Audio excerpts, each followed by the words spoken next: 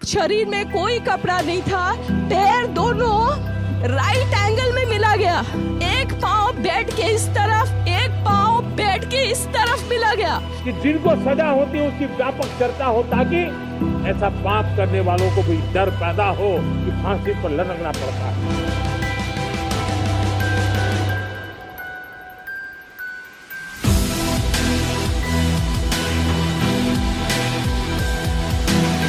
गला दबाकर मारा गया, चश्मे को कूटा गया, जिसकी वजह से आंखों से खून निकल गया।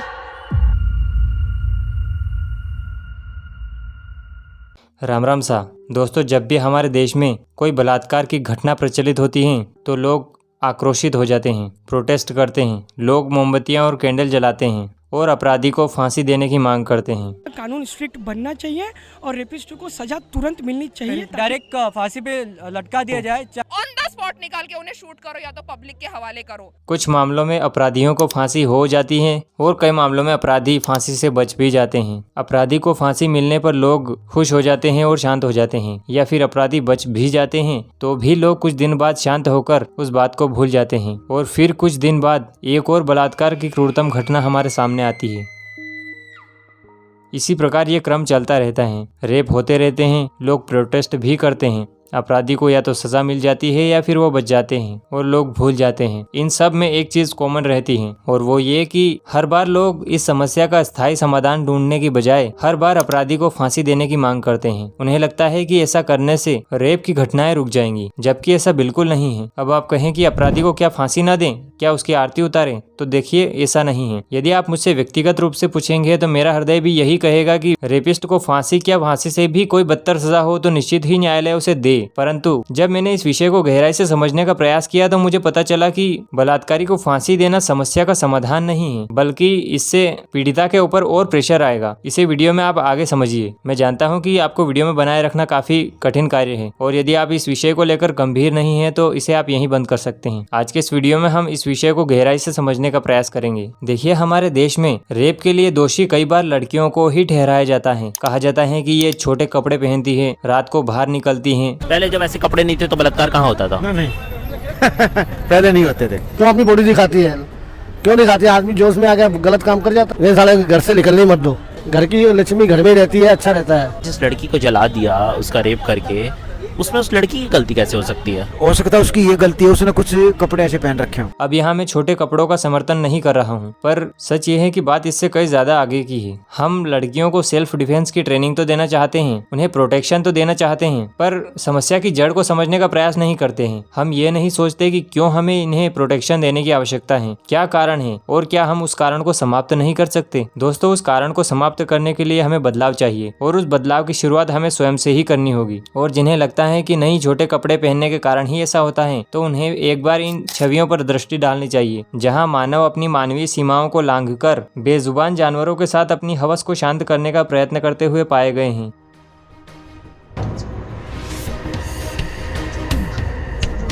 हवस की आग बुझाने के लिए एक इंसान कितना गिर सकता है, इसका आप अंदाजा भी नहीं लगा सकते। A monitor lizard allegedly raped by 4 men in Maharashtra in March. A cow allegedly raped by a man in Uttar Pradesh's Lucknow in April. Between 2010 and 2020, 82 cases of sexual abuse of animals took place in India. क्या ये जानवर भी मानव रूपी हैवान से अपनी रक्षा के लिए कपड़े पहने? और जिन छोटी छोटी बच्चियों का रेप हो जाता है, क्या वो भी इन्हें छोटे कपड़े पहनकर आकर्षित कर रही हैं? और कई बार बूढ़ी महिलाओं के साथ तक दुष्कर्म हो जाता है, तो क्या वे भी इन्हें अट्रैक्ट कर रही हैं? देखिए, रेप के पीछे कई प्रकार की मानसिकताएं हो सकती हैं, पर इस प्रकार के रेप के पीछे क्या कारण है, इसे समझिए आप। देखिए, थोड़ी बहुत तो सेक्स डिजायर हर व्यक्ति में होती हैं, पर इसका आशय यह नहीं कि वह रेप ही कर डाले। उस डिजायर को बल तब मिलता है जब व्यक्ति फुर्सत में होता है, उसके पास कोई उद्देश्य नहीं होता है। और आजकल तो चारों ओर लोग हमारी उस डिजायर का लाभ उठाने के लिए इंटरनेट पर बैठे ही हैं। पोर्न साइट्स पर ऐसा कंटेंट भरा पड़ा है जो किसी व्यक्ति को सिस्टर, मदर, डॉटर, भाभी, aunty, doctor, patient, made, neighbour, animals और ना जाने किन किन के साथ सेक्सुअल एक्ट करने के लिए प्रेरित करता है। 2018 की द प्रिंट की एक रिपोर्ट के अनुसार 9.2 करोड़ भारतीय रोज पोर्न देखते हैं और ये आंकड़ा 2018 का है। पोर्न देखने में इंडिया तीसरे नंबर पर है। इस प्रकार का कंटेंट कंज्यूम कर कर के व्यक्ति की मेंटेलिटी ऐसी हो जाती है कि उसे अपने चारों ओर केवल और केवल भोग की वस्तु दिखाई देने लगती है। उसे ये सब करना नॉर्मल लगने लगता है। उसे अपने चारों ओर मात्र अपनी वासना को तृप्त करने का मटेरियल ही दिखता है। वो फिर ये भूल जाता है कि कौन मानव है और कौन जानवर, और कौन रिश्तेदार है, क्या सही है और क्या गलत है। उसकी आंखों पर हवस का पर्दा पड़ जाता है और कहीं न कहीं इस प्रकार के रेप के पीछे पोर्न भी जिम्मेदार है। निर्भया कांड, कोलकाता केस जैसी अनेक घटनाओं में बलात्कारियों ने रेप से पहले पोर्न वीडियो देखे थे, जिससे ये साबित होता है कि पोर्न भी इस प्रकार की एक्टिविटी करने के लिए प्रेरित करता है। हमारे यहाँ यौन अपराध बिल्कुल ही नॉर्मल बात हो गई है, तो हम ये कह सकते हैं कि हमारे यहाँ रेप कल्चर भी है। निर्भया कांड में बीबीसी ने जब रेपिस्ट मुकेश का इंटरव्यू लिया था तो उस व्यक्ति को अपने किए पर कोई पछतावा नहीं था, बल्कि उसका कहना था कि कोई भी शरीफ घर की लड़की रात को बाहर नहीं निकलती और शालीनता से कपड़े पहनती है। लड़कियां और लड़के बराबर नहीं होते और लड़कियों को घर के काम करने चाहिए, ये सोचता था वो। ताली कभी एक हाथ से नहीं बजती, दोनों हाथों से बजती है। ये चीज देखी जाए, अगर कोई शरीफ लड़की होती है रात को 9 बजे मतलब नहीं घूमती है, लड़के भी उतने उससे ज्यादा जिम्मेदार है रेप के लिए, ये लड़के हैं उससे ज्यादा। साइकोलॉजी स्टूडेंट मधुमिता पांडे ने तिहाड़ जेल में बंद 122 बलात्कारियों और 65 हत्यारों से बात की, ये जानने के लिए कि उन्हें अपने किए पर पछतावा है या नहीं और अपने किए पर वे क्या सोचते हैं। तो उन्होंने पाया कि अधिकतर हत्यारों को अपने किए पर पछतावा था। उन्हें यह आभास था कि भले ही गुस्से में पर उनके एक निर्णय ने दूसरे के जीवन को नष्ट कर दिया, जबकि बलात्कारियों में ऐसा नहीं था। उन्हें अपने किए पर कोई पछतावा नहीं था, बल्कि उन्होंने अपने कृत्य को सही ठहराने का प्रयत्न किया। उन्होंने कहा कि जिनका उन्होंने रेप किया वो ठीक से कपड़े नहीं पहनती थी या वगैरह वगैरह। और दोस्तों, यही है रेप कल्चर की मानसिकता, क्योंकि यदि कोई छोटे कपड़े भी पहनती है तो भी इसका अर्थ यह तो नहीं कि तुम उसका रेप कर दोगे। ऐसी मानसिकता जिसमें महिला को मात्र पुरुष के उपभोग की वस्तु समझा जाता है, उसे बचपन से ही ऐसे ट्रीट किया जाता है कि वो भी स्वयं को पुरुषों से कमतर आंकने लगती हैं। बेटी को हमारा समाज पराया धन कहता है, धन यानी भोग की वस्तु। इसी प्रकार हमने महिलाओं का वस्तुकरण किया। बात यह नहीं है कि वो पराया है या अपना है, हमने उसे धन बना दिया। एक ओर तो हम महिला को देवी मानते हैं और वहीं दूसरी ओर हम उसे केवल एक वस्तु। हम कभी उसे एक अपने ही जैसा एक सामान्य मनुष्य मानते ही नहीं, क्योंकि इससे हमारा ईगो हर्ट हो जाता है। देवी कहकर हम अपने अहंकार को तृप्त करते हैं कि हमने उन्हें देवी बना दिया, और वहीं दूसरी ओर केवल हम उसे एक वस्तु बनाकर उसे भोगते हैं। वहाँ भी अपने अहंकार को तृप्त करने का कार्य ही हम कर रहे हैं। अब इस बात का गलत अर्थ मत निकाल लेना। यदि सचमुच की देवी मानते हैं तो जिन देवियों की हम पूजा करते हैं उनके पास तो बल भी होता है, ज्ञान भी होता है और कलाएं भी होती हैं। वो हर प्रकार से योग्य होती हैं। और जिस महिला को हम देवी कहते हैं, क्या उन्हें हम ये सब दे रहे हैं? मैं जानता हूँ कि इससे कई लोगों के अहंकार को चोट लग सकती है, ईगो हर्ट हो सकता है, पर क्या करें, मेरा भी हुआ था जब मैंने इस वीडियो के बारे में रिसर्च की थी। ऐसी चीजें निकल कर सामने आई जिन्हें देखकर ऐसा लगा कि रेप के लिए उत्तरदायी हम स्वयं ही हैं। हमने ही अपने चारों ओर ऐसा एनवायरनमेंट क्रिएट कर रखा है जहाँ रेप होना निश्चित ही है। हमारे देश में 150 से ज्यादा विधायक और सांसद ऐसे हैं जिन पर महिलाओं के विरुद्ध अपराध के मामले चल रहे हैं। अब बताओ कैसे हम सरकार से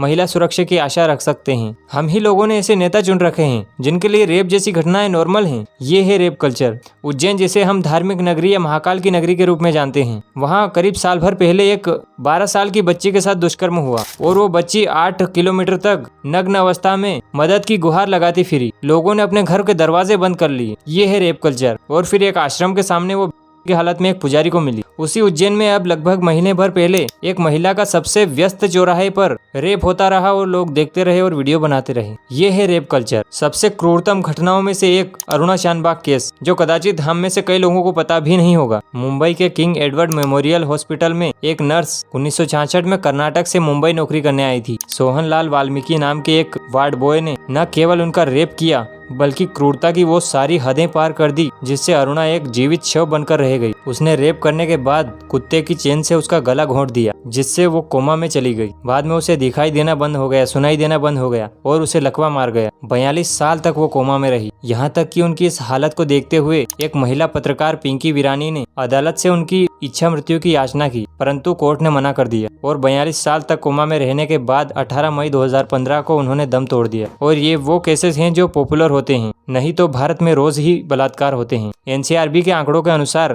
भारत में रोज 90 बलात्कार होते हैं। 90 बलात्कार रोज, यानी हर 15 मिनट में एक रेप। जब तक आप इस वीडियो को देखेंगे 1-2 रेप हो चुके होंगे और ये 90 केस पर डे के हैं और ये वो हैं जो रिपोर्ट किए जाते हैं। सरकारी आंकड़े के अनुसार 99% सेक्सुअल असोल्ट के केस रिपोर्ट ही नहीं किए जाते। सोचिए आप, 99% तो रिपोर्ट ही नहीं होते। ये है रेप कल्चर। हमारे देश में यौन शोषण बिल्कुल ही आम बात हो चुकी है और हम सभी इसके लिए उत्तरदायी हैं। हमने ऐसा वातावरण बना दिया है। हमने उन नेताओं को चुना जो जिनके लिए रेप जैसी घटनाएं नॉर्मल हैं। 3 लड़के हैं, गलती हो जाती है तो 3 को भी फांसी दे दी बम्बई में। अब सोचिए आप, ऐसे कानूनों को बदलने की कोशिश की जाएगी तो उपयोग करने वालों को सजा देंगे। हमने उन अभिनेताओं को अपना हीरो माना जो रेप कल्चर को बढ़ावा देने का काम ही कर रहे हैं।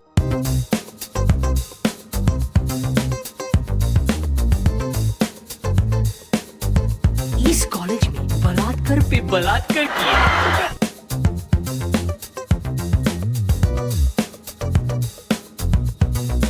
उन फिल्मों को हम बनने दे रहे हैं। अरे बनने क्या दे रहे हैं, हमें पसंद ही ऐसी फिल्में आ रही हैं जिनमें महिलाओं को मात्र एक वस्तु समझा जाता है। पूरी फिल्म में एक हीरो की एक रोमांस की वस्तु ही बताया जाता है। पूरी फिल्म में हीरोइन का काम यही रहता है, हीरो के साथ रोमांस। फिल्मों में मेन किरदार हीरो का उद्देश्य केवल लड़की को पाना है और उससे शादी करना है। कई फिल्मों में ऐसा ही दिखाया जाता है, उसका पूरा उद्देश्य यही होता है, लड़ झगड़ कर लड़की पालो बस। इससे क्या प्रभाव दिमाग में पड़ता है? दिखाया जाता है कि लड़की किस प्रकार जब ना करती है तो ना का अर्थ ना नहीं होता, बल्कि वो चाहती है कि तुम उसका पीछा करो। I love you. हाँ, मैं श्योर हूँ, यू इडियट, निकलो यहाँ से। और जब तुम इसका पीछा करोगे और बार बार उसे परेशान करोगे तो वो बाद में हाँ कर देगी। और जब पब्लिक ऐसी चीजों को देखती है तो उनकी मानसिकता भी ऐसी ही हो जाती है। उन्हें लगता है कि ना का अर्थ ना नहीं होता, बल्कि बार बार उसे परेशान करते रहने से वो मान जाती है, या फिर ना भी माने तो भी उसकी ना में हाँ ही छिपी होती है। तो फिर सेक्सुअल असॉल्ट की घटनाएं बढ़ती हैं। फिल्मों का इतिहास रहा है महिला को एक हमेशा अबला नारी के रूप में प्रस्तुत करने का, जहाँ पुरुष एक हीरो होता है जो उसका रक्षक होता है। और जिन महिलाओं को शक्तिशाली दिखाया भी जाता है तो उन्हें विलन बना दिया जाता है। हमेशा हीरोइन के रूप में एक ऐसी स्त्री का चित्रण किया जाता है जो बहुत ही शारीरिक रूप से आकर्षक हो, कोमल, कमजोर और बिल्कुल नाजुक कली हो। उसका काम केवल हीरो से शादी करना होता है। और वेब सीरीजों में किस प्रकार का नंगा नाच होता है ये तो आप जानते ही हैं। इन सब की बातें हम एक अलग वीडियो में कर सकते हैं, पर यहाँ बताना इसलिए आवश्यक है क्योंकि ये भी रेप कल्चर को बढ़ावा देने में पूरा सहयोग कर रहे हैं। हमारी सोशल मीडिया फीड किन चीजों से भरी है ये भी आप जानते हैं। क्या ये हमारी डिजायर को भड़का नहीं रहे हैं? हमारे स्टैंड अप कॉमेडियंस जिनकी कॉमेडी में कॉमेडी कम और गालियां ज्यादा होती है, जिनमें केवल माँ, बहन, बेटी और उनकी गलती नहीं है। वास्तव में हम ही लोगों को ऐसी चीजें पसंद आती है तो इसलिए वो ऐसा करते हैं। सीधी सी बात है, यदि हम अपने आदर्श अच्छे लोगों को बनाएंगे तो अच्छाई का प्रभाव बढ़ेगा, और यदि हम ऐसे लोगों को अपना आदर्श बनाएंगे तो फिर शोषण ही हमें ये सिखाएंगे और रेप कल्चर बढ़ेगा ही। वास्तव में ऐसी छोटी छोटी बातें इस चीज को नॉर्मलाइज करती हैं। और यही नहीं, हम अपने डेली लाइफ में कई बार ऐसी बातें करते हैं। दोस्तों के साथ भी जब हम होते हैं और कोई लड़की पास से निकल कर जा रही है तो हम उसे माल कहकर लस्टफुल बातें करते हैं। ये है रेप कल्चर। तो फिर इस हिसाब से उस समय हम भूल जाते हैं कि एक माल ने हमें जन्म दिया है और शायद एक माल को हम जन्म देंगे। एक माल हमारी बहन भी हो सकती है और एक पत्नी भी। जानता हूँ चुभ रही होंगी बातें, अहंकार को ठेस लग रही होगी, परंतु सत्य है और तथ्य है।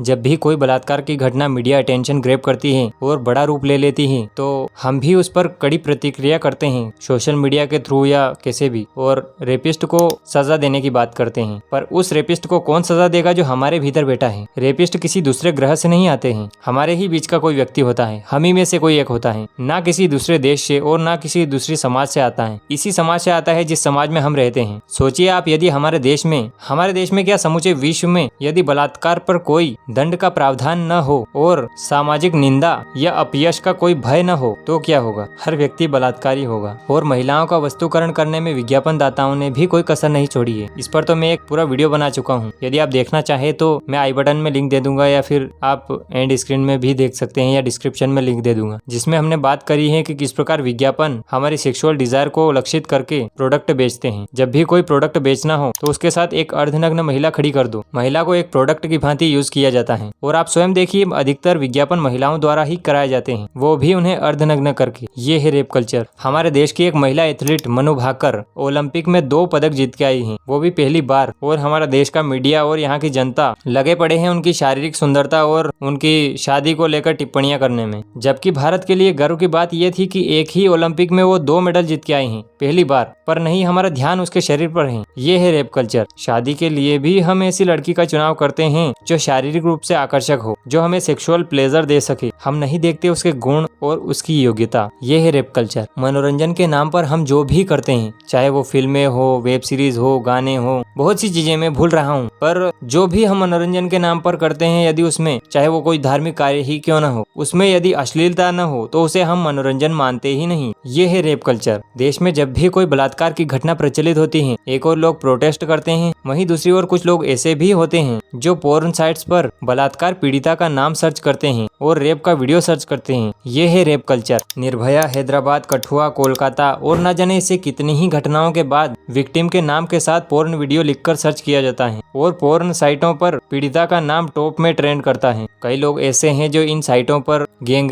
या रेप वीडियो लिखकर सर्च करके देखते हैं। ये वही लोग हैं जो बलात्कार की मानसिकता रखते हैं और यदि इन्हें अवसर मिल जाए तो ये रेप कर सकते हैं।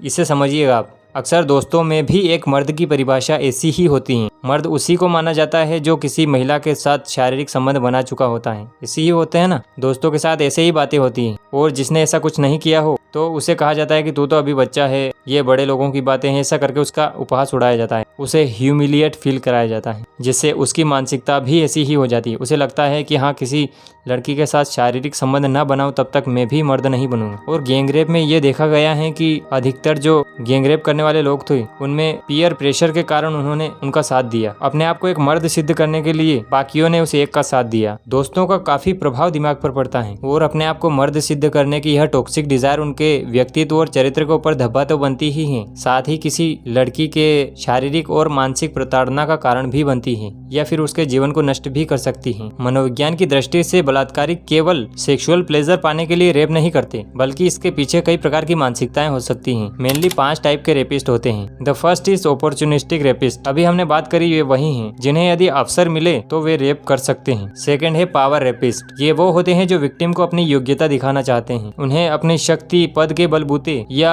डरा धमकाकर या ब्लैकमेल करके कैसे भी उनका शोषण करने का प्रयत्न करते हैं। ये कल्पनाओं में रहते हैं। इन्हें लगता है कि विक्टिम भले ही शुरू में इनका विरोध करे, पर बाद में वो भी इनसे सेटिस्फाइड हो जाएगा, बाद में उसको भी प्लेजर मिलने लगेगा। इन्हें ऐसा लगता है। तीसरे हैं एंगर रेपिस्ट। इस टाइप के लोगों को बहुत गुस्सा आता है। इनका टारगेट विक्टिम को चोट पहुंचाना या अपमानित करना होता है और ये उन्हें जान से भी सकते हैं। ये विक्टिम के सामने अपनी घृणा को प्रकट करने के लिए गालियों का प्रयोग कर सकते हैं, हिंसा का प्रयोग कर सकते हैं। इनके हिसाब से यदि महिला को अपमानित करना हो, अपवित्र करना हो या प्रतिशोध लेना हो तो उसका रेप करना इन्हें सही लगता है। इन्हें वेंजफुल रेपिस्ट भी कहा जा सकता है। चौथे हैं सैडिस्टिक रेपिस्ट या परपीड़क बलात्कारी। इन्हें विक्टिम को कष्ट देने में, उनकी असहाय स्थिति या पीड़ा से इन्हें आनंद मिलता है। ये काफी सोच समझकर हमला करते हैं और विक्टिम को काफी लंबे समय तक टॉर्चर करते हैं और अजीब हरकतें करते हैं, जैसे विक्टिम के प्राइवेट पार्ट को चोट पहुंचाना या उन्हें बांधकर पीड़ा देना। और ये सब इन्हें अच्छा लगता है और ये उन लोगों को टारगेट करते हैं जो इन्हें लगता है कि वो अनैतिक हैं, जैसे इन्हें वेश्याएं अनैतिक लगती हो या फिर वो लोग जो अवैध संबंध बनाते हैं या छोटे कपड़े पहनते हैं, ऐसे लोगों को टारगेट कर सकते हैं ये, जो इन्हें अनैतिक लगता हो। सेक्सुअल सेटिस्फेक्शन रेपिस्ट, जो केवल और केवल अपनी अर्ज पूरी करने के लिए किसी को भी शिकार बना सकता है। यहाँ एक चीज और समझने वाली है कि इन सभी में एक चीज कॉमन है, इन सभी में लैक ऑफ अंडरस्टैंडिंग होती है, यानी इनमें समझ की कमी होती है। तो जो ये लोग कहते हैं ना कि छोटे कपड़े मत पहनो घर के सदस्य या रात को बाहर मत निकलो, तो इसका आशय यह नहीं है कि वो तुम्हें बंधक बना रहे हैं या तुम्हारी स्वतंत्रता छीन रहे हैं। कहीं न कहीं वो जानते हैं कि एक रेपिस्ट की मानसिकता क्या है। समझिए आप इस बात को। यदि आप चाहती हैं कि कोई भी आपको एक प्रोडक्ट की भांति न देखे, तो आपको भी अपने आप को एक प्रोडक्ट की भांति प्रेजेंट करना बंद करना होगा। आपकी योग्यता, आपका शारीरिक सौंदर्य न हो, वही ज्यादा बेहतर है। एक चीज ये भी है कि जब भी किसी महिला का रेप होता है तो हमारे देश का मीडिया या फिर हमारा समाज उसे ऐसे प्रेजेंट करता है जैसे उस महिला का सब कुछ समाप्त हो गया, उसकी इज्जत चली गई, उसके घर की इज्जत चली गई और जैसे वो कलंकित हो गई वगैरह वगैरह। बलात्कार पीड़िता को हमारा समाज नीची निगाह से देखता है। जानते भी हो कितना